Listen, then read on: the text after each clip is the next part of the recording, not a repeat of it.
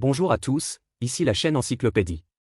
Le livre que nous allons interpréter dans cet épisode s'appelle « Détrompez-vous, le pouvoir de savoir ce que vous ne savez pas ». L'auteur de ce livre, Adam Grant, est professeur de psychologie organisationnelle à la Wharton School of Business et a remporté le titre de « conférencier le plus populaire » de l'école pendant cette année consécutive. En outre, il a été nommé l'un des 10 penseurs du management les plus influents au monde. Parallèlement, il est également un excellent écrivain et a écrit de nombreux ouvrages comme « Déviant », avec des ventes cumulées de plus de 2 millions d'exemplaires. Des années d'expérience en enseignement et en recherche ont amené Adam Grant à découvrir que les gens ne semblent pas aussi doués pour repenser qu'ils le pensaient, et qu'ils n'ont pas non plus les outils nécessaires pour repenser. Repenser n'est pas un concept nouveau. Pour parler franchement, il s'agit d'apprendre à réfléchir. Ce n'est qu'en réfléchissant de temps en temps que nous pouvons découvrir nos propres défauts, rompre avec une pensée figée et nous améliorer constamment.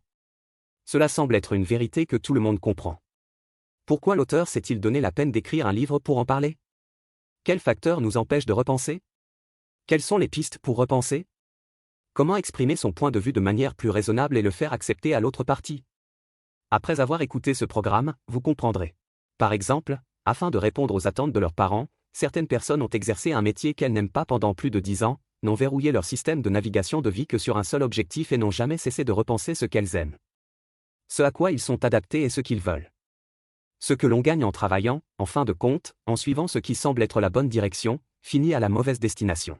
Autre exemple, certaines études ont montré que plus les grimpeurs sont déterminés, plus ils risquent de mourir au cours des expéditions, car ils sont déterminés à atteindre le sommet à tout prix, oubliant que la meilleure forme de persévérance est en réalité de serrer les dents et de choisir. Tourner en rond. Dans une certaine mesure, nous sommes tous intellectuellement conservateurs, et il vaut mieux s'accrocher aux vieilles idées plutôt que de lutter avec de nouvelles idées. Alors, comment pouvons-nous briser la prison de la réflexion et repenser? C'est le thème qu'explore ce livre. L'auteur Grant cite de nombreux cas pour nous montrer comment les gens restent coincés dans de vieilles idées et comment les repenser. Dans l'interprétation suivante, nous ajouterons une analyse psychologique détaillée à chaque cas mentionné pour aider chacun à mieux comprendre le concept de « repenser ». Dans la première partie, nous partons de notre propre perspective, à travers 3 cas typiques, et suivons l'auteur pour explorer les facteurs qui nous empêchent de repenser et trouver des moyens de repenser. Dans la deuxième partie, nous profitons d'un merveilleux débat pour voir comment nous pouvons transmettre ce pouvoir à d'autres et encourager davantage de gens à repenser. Première partie. Tout d'abord, à une époque de changement rapide, comment un entrepreneur à succès a-t-il pu perdre une opportunité après l'autre parce qu'il n'a pas repensé et a finalement été abandonné par le temps? Mike Lazaridis est l'inventeur, fondateur et PDG de BlackBerry. C'est une personne très douée pour réfléchir et oser créer. Il a toujours rêvé de changer un jour l'industrie des communications sans fil, et il l'a fait. En 1999, le BlackBerry est né. Il dispose d'un clavier complet semblable à celui d'un ordinateur, d'un service exclusif d'envoi de courrier électronique et d'un système sûr et fiable. Ces caractéristiques feront de BlackBerry le leader mondial des smartphones pour longtemps. Dirigeant d'entreprise ou star hollywoodienne, tout le monde veut posséder un BlackBerry. À l'été 2009, BlackBerry représentait près de la moitié du marché des smartphones aux États-Unis. Cependant, 5 ans plus tard, en 2014, la part de marché de BlackBerry a chuté à moins de 1%. Qu'avez-vous vécu pendant cette période? En 2007, Jobs a lancé l'iPhone de première génération, qui éliminait le clavier physique et l'équipait d'un écran entièrement tactile. À cette époque, Lazaridis ne pensait pas qu'il s'agissait d'une menace, face à un écran entièrement tactile, il pensait « tout le monde ne peut pas taper sur du verre ». Puis, en 2008, le marché mondial a commencé à passer de la 2G originale à la 3G. Internet et les téléphones mobiles ont commencé à entrer en collision. Les 2 principaux systèmes, Apple et Android, ont lancé des magasins d'applications ouverts. Cependant, Lazaridis croyait toujours fermement que ce que les gens il fallait un téléphone pour les emails et les appels professionnels, et non un téléphone rempli d'applications de divertissement à domicile. Puis, en 2010, Lazaridis a abandonné le secteur de la messagerie instantanée et a raté WhatsApp. Aux yeux de Lazaridis, le BlackBerry a toujours été un outil de productivité pour taper sur un clavier et envoyer des emails. Il veut seulement servir quelques millions de fans inconditionnels, mais il ne sait pas que cela équivaut à abandonner un marché. 2 milliards de personnes. Pourquoi Lazaridis ne voudrait-il pas repenser? Selon l'auteur Grant, cela est dû au fait que le BlackBerry symbolise dans une certaine mesure l'identité de Lazaridis, et le repenser menace son identité. Tout comme de nombreux pompiers morts dans des incendies de forêt, ils auraient pu jeter leur équipement et gagner suffisamment de temps pour s'échapper, mais peu de gens y ont pensé. Pourquoi? Le psychologue organisationnel Carl Wake explique, les outils sont la principale raison pour laquelle les pompiers sont chargés d'éteindre les incendies. Ainsi, renoncer aux outils déclenche une crise existentielle pour les pompiers, qui suis-je sans mes outils? Pour Rasa il en va de même pour Reddy. Si un BlackBerry n'est plus un outil de productivité pour envoyer et recevoir des emails, est-il toujours un BlackBerry? Si BlackBerry a changé, qui était Mike Lazaridis qui a tout créé? En fait, lorsque chacun de nous fait quelque chose, nous voudrons instinctivement nous référer et copier l'expérience réussie du passé, qui est compréhensible en soi. Cependant, lorsque l'environnement extérieur évolue rapidement, cette approche est très dangereuse, car tout avantage ou atout deviendra un atout négatif s'il ne peut être supprimé de temps en temps. Comment repenser face à un environnement en évolution rapide? L'auteur estime que la clé réside dans la séparation. Séparez qui vous étiez de ce que vous êtes maintenant, séparez vos opinions de votre identité. Qu'est-ce que cela signifie? Tout d'abord, séparer votre moi passé de votre moi actuel signifie être assez courageux pour commettre des erreurs et accepter l'inconnu. Beaucoup de gens ont peur de faire des erreurs et ont toujours la mentalité qu'ils préfèrent ne pas avoir de résultats plutôt que d'avoir des problèmes. Si nous repensons l'impact de « faire des erreurs », nous découvrirons qu'une autre signification de faire des erreurs est en fait la croissance. Comme l'a déclaré Ray Dalio, fondateur de Bridgewater Associates, si vous vous regardez en arrière et pensez « Waouh, j'étais tellement stupide il y a un an », alors cela signifie que vous n'avez rien appris au cours de l'année écoulée. Par conséquent, nous devrions profiter du moment où nous faisons des erreurs, car faire des erreurs nous donne l'opportunité de réviser nos concepts existants, ce qui signifie que par rapport à avant, il y a moins d'idées fausses et nous répétons et nous améliorons constamment. Deuxièmement, séparez vos opinions de votre identité et utilisez vos valeurs pour définir votre identité plutôt que vos opinions. L'auteur estime que l'identité personnelle des gens repose mieux sur l'identification de valeurs. Qui vous êtes doit être défini par vos valeurs. Vous pouvez être intellectuellement curieux et juste. Les valeurs ne changent pas facilement, donc de nouvelles idées telles que repenser le positionnement fonctionnel des téléphones portables ne constitueront pas facilement une menace pour l'identité de soi tant qu'elles sont cohérentes avec les valeurs de chacun. Au contraire, il ne faut pas se considérer comme le porte-parole de certaines opinions. Par exemple, je suis une personne anti-réchauffement climatique, je suis une personne qui supporte les claviers physiques. Ceux-ci ne sont pas fiables car les opinions peuvent changer et être éliminées à tout moment. Tant. Si vous associez des opinions instables à votre estime de soi, vous serez instable et cela ne vous incitera pas à repenser. Si le cas précédent est un manuel négatif pour repenser, alors le cas suivant est un manuel classique pour repenser. Comment un candidat à la présidentielle ayant peu d'espoir de l'emporter a-t-il utilisé son syndrome de l'imposteur comme un avantage pour vaincre ses rivaux? Que pouvons-nous en tirer? En psychologie, il existe un terme appelé « syndrome de l'imposteur », qui fait référence à une tendance au renoncement et au doute de soi, c'est-à-dire que même si quelqu'un a réalisé de nombreuses réalisations, il se sent un imposteur. Réalisation. Pour faire simple, je ne suis pas si confiant. Ella Thomasdo est l'une de ces femmes atteintes du syndrome de l'imposteur. Ella est une entrepreneure exceptionnelle et l'une des anciennes candidates à la présidentielle islandaise. Le 1er décembre 2015, Ella a reçu de manière inattendue un appel l'informant que quelqu'un avait lancé une pétition en ligne lui demandant de se présenter à la présidence de l'Islande. La première réaction de Ella n'a pas été l'enthousiasme, mais le doute. Ce qu'elle pensait à l'époque était « Comment puis-je être présidente ?» D'un point de vue extérieur, Ella est définitivement qualifiée pour se présenter à la présidence. Même si Ella n'a aucune expérience politique, elle est une très bonne leader. Elle a aidé d'autres personnes à fonder des universités et à cofonder une société d'investissement en 2007. Lorsque la crise financière a balayé le monde en 2008, l'Islande a connu la pire crise financière de l'histoire de l'humanité, et Ella a permis à son entreprise de surmonter avec succès les difficultés grâce à son excellent leadership et à ses compétences décisionnelles. Malgré cela, Ella a encore longtemps hésité et a finalement décidé de participer aux élections sous l'impulsion et la persuasion de sa famille et de ses amis. Il y a plus de 20 candidats en lice en même temps, et en tant que candidate inconnue, le parcours électoral de Ella est voué à être semé d'embûches. L'un des concurrents les plus sérieux est Darwin Hodgson. Darwin et Ella sont complètement opposés, si Ella est trop humble, alors Darwin est trop confiant. David estime qu'il possède une expérience et des connaissances considérables et qu'il est pleinement qualifié pour accomplir le travail de président. Mais la réalité est qu'il a été identifié par le magazine Time comme l'un des 25 coupables de la crise financière mondiale. Pour le contraindre à démissionner de son poste de gouverneur de la Banque centrale, le Parlement a même dû adopter une loi extraordinaire, le chef de toute agence doit avoir au moins une maîtrise en économie.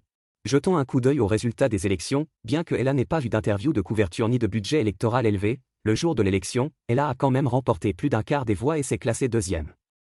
Ella n'a pas gagné et n'est pas devenue présidente, mais elle a largement battu David Davis, trop confiant, qui s'est classé quatrième avec moins de 14% des voix.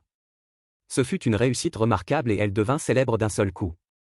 L'auteur Grant a un jour invité Ella à partager dans sa classe. Ella a réfléchi que la motivation psychologique qui l'a soutenue jusqu'à la fin était le syndrome de l'imposteur.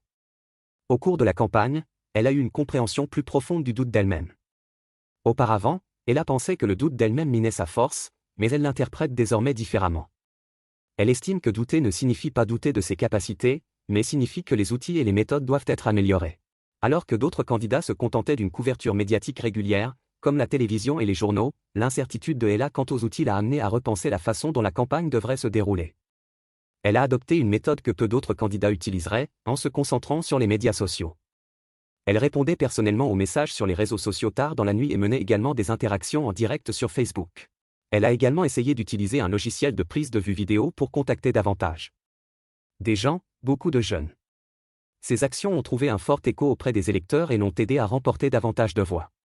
Nous n'avons pas besoin d'être une personne atteinte du syndrome de l'imposteur, qui se nie constamment et doute de soi, mais nous pouvons trouver la clé pour nous aider à repenser, c'est-à-dire sur quoi devrions-nous avoir confiance et sur quoi devrions-nous douter. Comment trouver un équilibre entre un excès de confiance et un excès de modestie? L'auteur estime que le point d'équilibre est une humilité confiante. En termes simples, vous pouvez croire que vous pouvez atteindre un certain objectif à l'avenir, tout en gardant l'humilité de vous demander si votre approche actuelle est appropriée, tout comme elle l'a fait. L'arrogance nous rend aveugles à nos propres faiblesses. L'humilité est un miroir réfléchissant qui nous aide à voir nos faiblesses, l'humilité confiante est un miroir correcteur qui nous permet de surmonter nos faiblesses.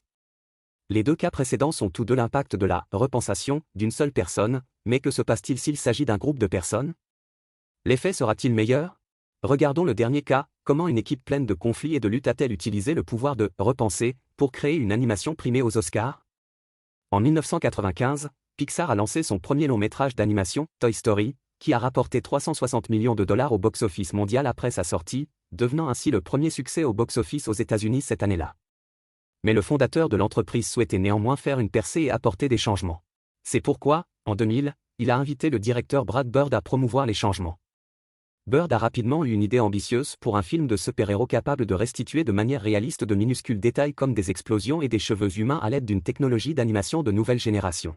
Lorsqu'il a proposé cette vision, les membres de l'équipe technique de Pixar ont estimé qu'il faudrait 10 ans et 500 millions de dollars pour terminer la production, ce qui signifiait que l'idée était un peu irréaliste. Mais Brad n'était pas prêt d'abandonner.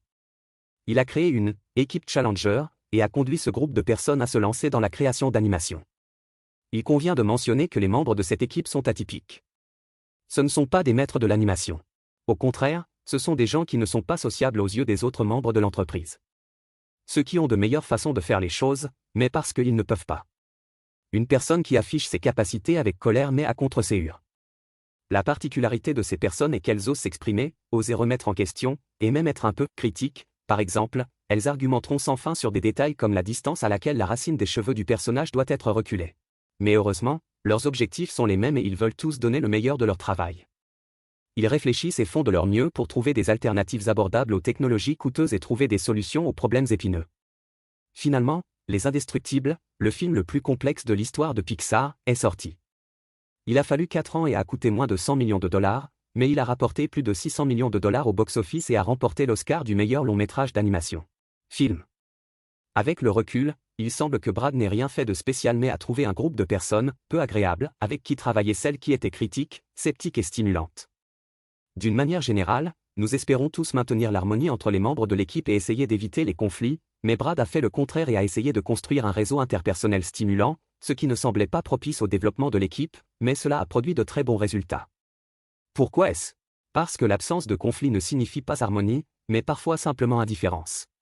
Pensez Y, si chaque membre est soumis les uns aux autres et dit « très bien, pas d'objection » lorsqu'on lui demande son avis, est-ce vraiment une bonne chose?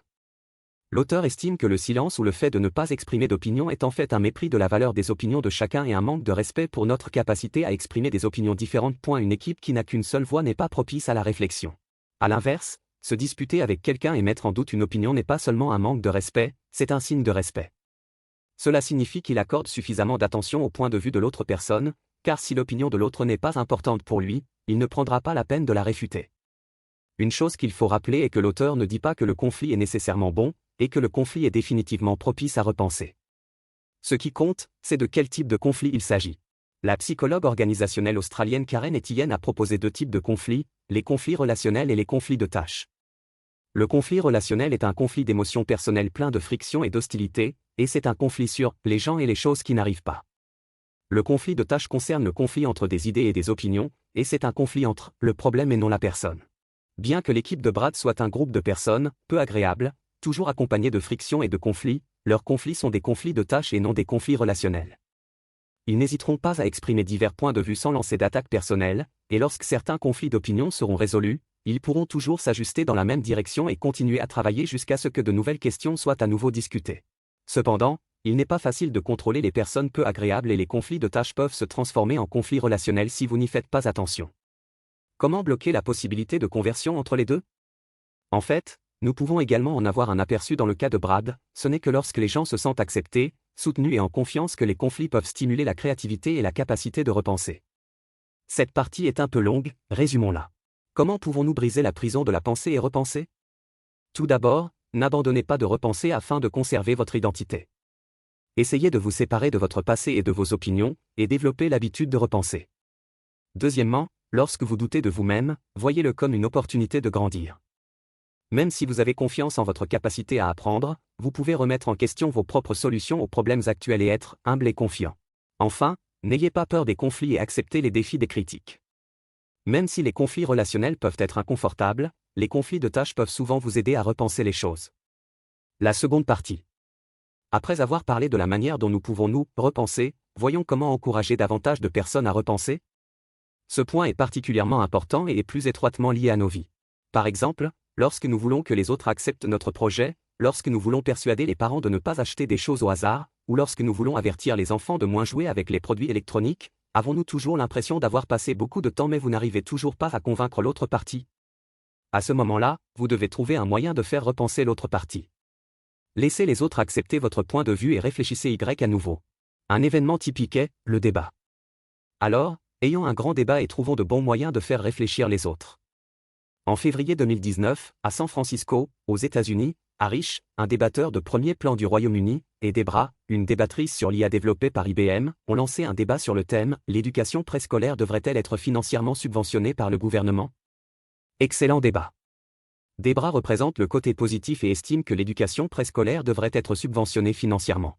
Harish représente le camp adverse et estime qu'il ne devrait y avoir aucune subvention financière pour l'éducation préscolaire. Avant le début du débat, le public soutenait presque massivement le côté positif, c'est-à-dire la position de Debra, débattrice sur l'IA, avec un taux d'approbation de 79%. Cependant, après le débat, le taux de soutien du débatteur sur l'IA Debra est tombé à 62%, tandis que le taux de soutien du débatteur humain Harish a augmenté de 13% à 30% et a finalement remporté le débat. Harish a convaincu certains membres du public de reconsidérer leur position. Comment a-t-il fait ça? Que pouvons-nous apprendre de lui sur l'art du débat? Ce n'est pas la première fois que Debra débat avec des humains, à en juger par ses performances passées, sa performance n'est pas inférieure, et elle est même bien meilleure que les humains à certains égards. Sa base de connaissances comprend 400 millions d'articles, provenant pour la plupart de journaux et de magazines faisant autorité, et elle peut utiliser un moteur de détection d'opinion pour localiser les arguments clés, cerner les problèmes et évaluer les preuves.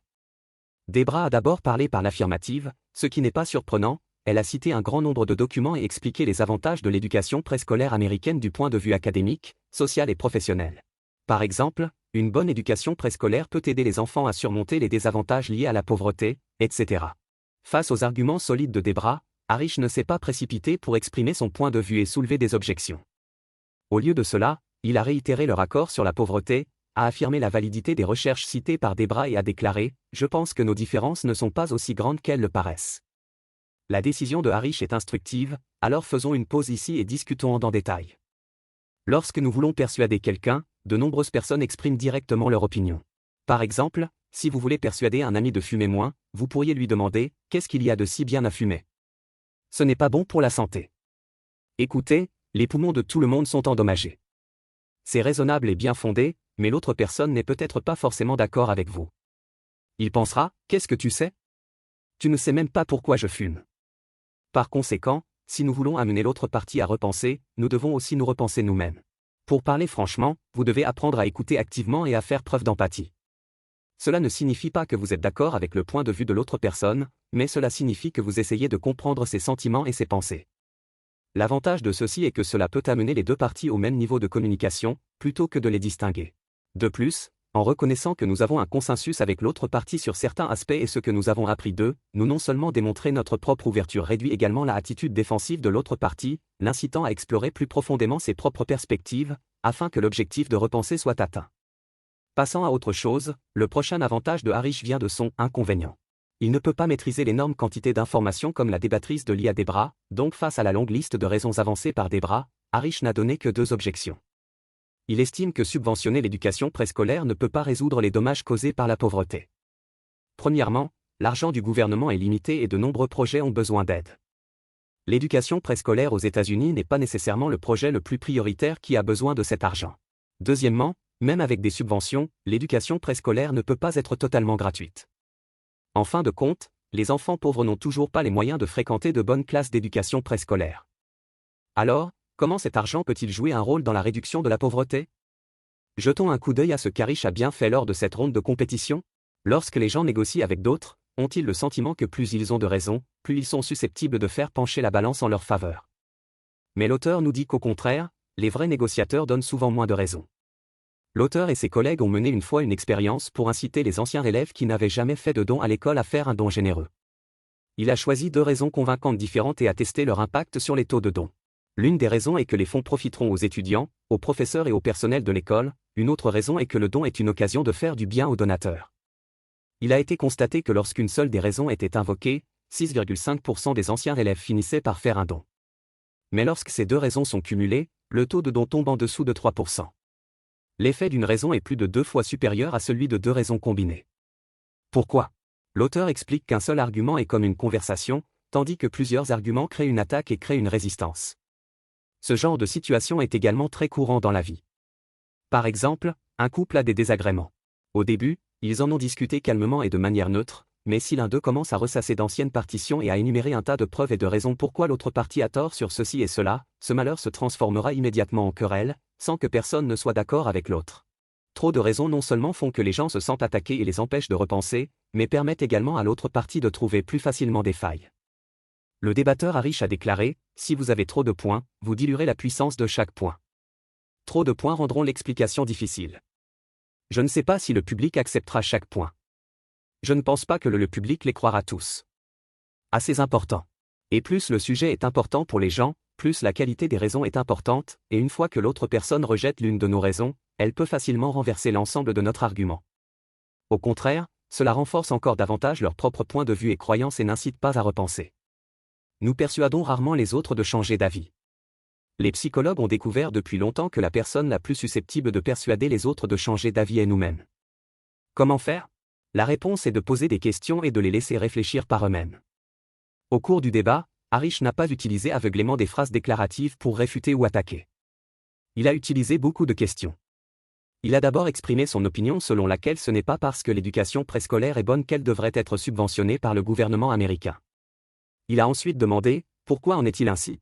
Puis il a demandé, l'éducation préscolaire aux États-Unis est-elle sous-équipée et aide-t-elle les plus défavorisés? Pourquoi cela n'a-t-il pas été fait? Pourquoi l'éducation préscolaire est-elle si chère aux États-Unis? Qui sont les véritables bénéficiaires? Posez des questions à votre public pour l'encourager à penser par lui-même. Poser des questions ne doit pas nécessairement avoir pour but de les convaincre, mais plutôt de les ouvrir à la possibilité de commettre des erreurs et d'initier un cycle de réflexion. Comme le conclut l'auteur, le débat n'est pas une lutte acharnée, il suffit de tirer sur la corde et vous pourrez attirer votre adversaire à vos côtés.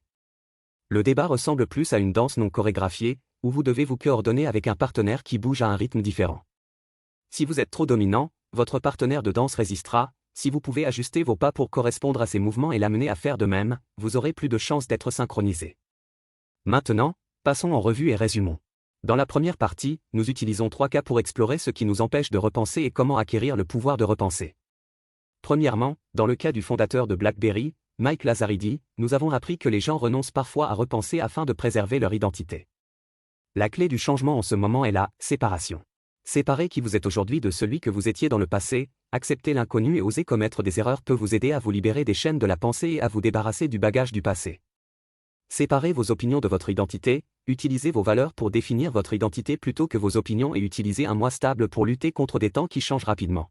Deuxièmement, dans le cas de Ella Thomasdóttir, ancienne candidate à la présidentielle islandaise, nous avons appris que plus on est confiant, mieux on est capable de repenser.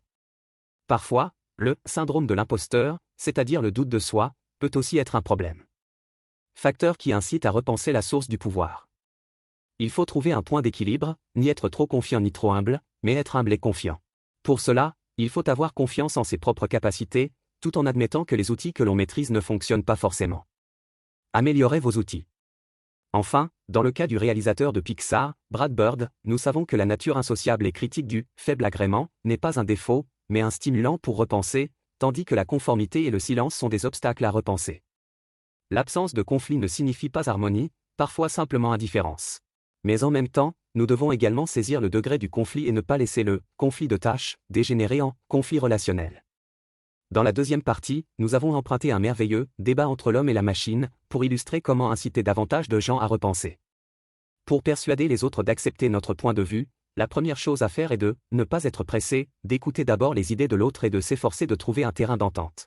Ce n'est qu'alors que l'autre partie pourra abandonner ses défenses et retrouver l'envie d'explorer. La deuxième chose est de ne pas être trop avide et de ne pas baisser chaque point.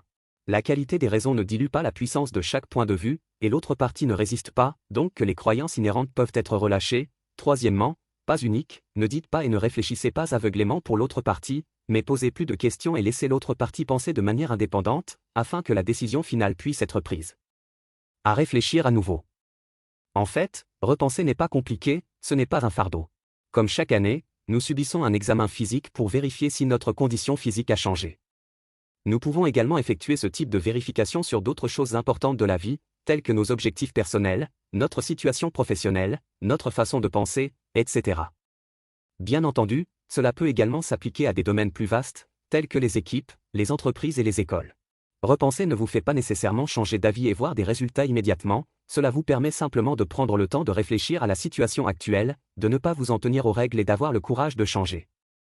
Le poète portugais Fernando Pessoa a dit un jour, la plus grande différence entre les gens est de savoir si vous avez réellement vécu plus de 10 000 jours, ou si vous n'avez vécu qu'un seul jour mais l'avez répété plus de 10 000 fois.